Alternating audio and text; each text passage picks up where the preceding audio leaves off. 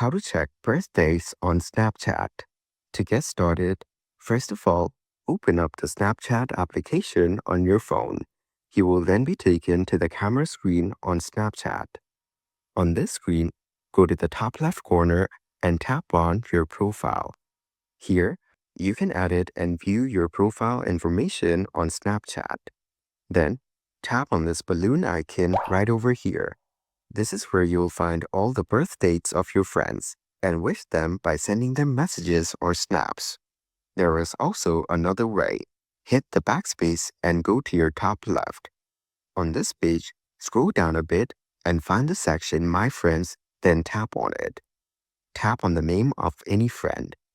You can see the birth date is mentioned right below the profile icon.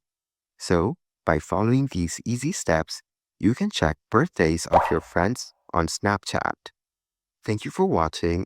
Please leave a like if this tutorial helped you, or leave a comment below if you have any questions related to the video.